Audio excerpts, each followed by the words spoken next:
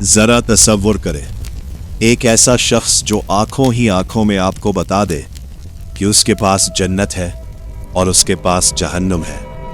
वो आसमान से बारिश बरसाए, मरबों को जिंदा करे और पूरी दुनिया के खजानों को अपने हुक्म से निकाल लाए।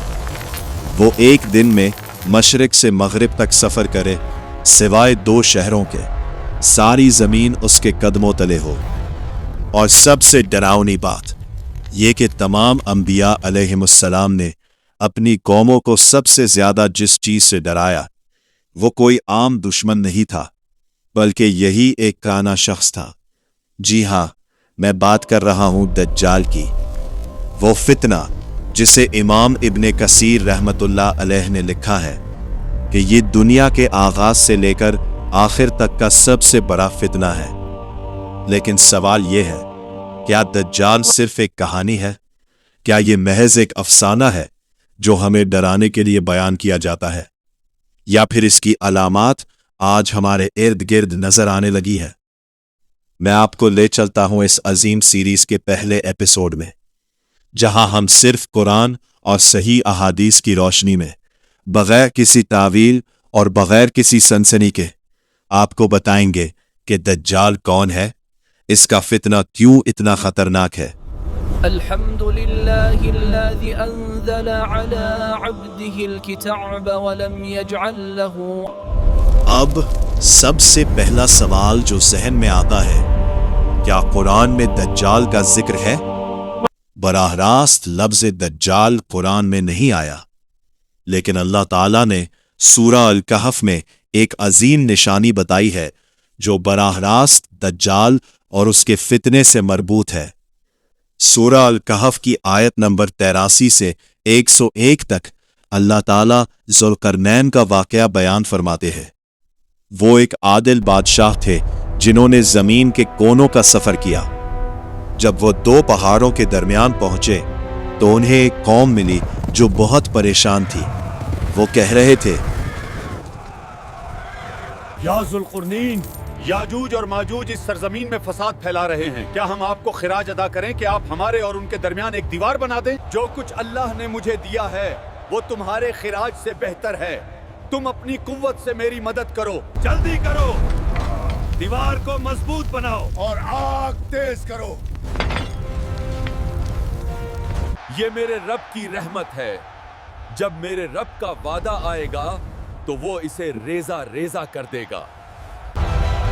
ये वही याजूज माजूज हैं जिनका ज़हूर दज्जाल के फितने के बाद होगा और जिन्हें हज़रत ईसा अलैहिस्सलाम अल्लाह की दुआ से हलाक करेंगे।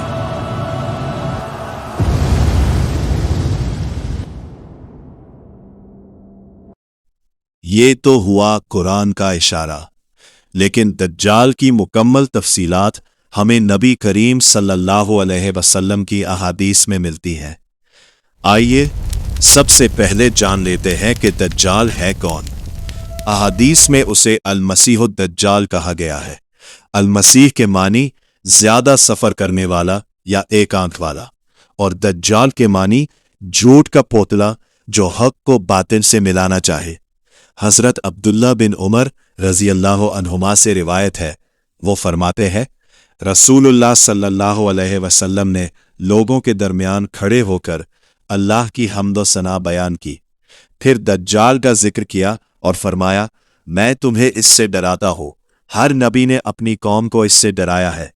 नूह अलैहिस्सलाम ने भी अपनी कौम को डराया, लेकिन मैं तुम्हें इसके बारे में ऐसी बात बताता हूँ जो किसी नबी ने अपनी कौम को नहीं बताई। जान लो वो काना है और अल्लाह ताला काना नहीं है। अब आइए इसकी शक्लो सूरत पर तफसील से नजर डालते हैं। बिल्कुल वैसा जैसा नबी सल्लल्लाहु अलैहि वसल्लम ने बयान फरमाया। जिस्मानी साख्त, वो तनावर, मोटा ताज़ा और सुर्ख रंगत वाला होगा। बाज़ रिवायात में है कि इसके बाल घिंघरियाले होंगे। कानापन, इसकी दाएं आंख बिल्कुल खजूर की गठली की तरह काना फोड़ी हुई होगी, जबकि बाएं आंख आम होगी। नबी सल्लल्लाहु अलैहि वसल्लम ने फरमाया, इसकी दाएं आंख ऐसी है गोया उभरता हुआ अंगूर। पेशानी पर लिखा हुआ सबसे अजीब बात यह है कि इसकी दोनों आंखों के दरमियान KKFR काफिर लिखा होगा।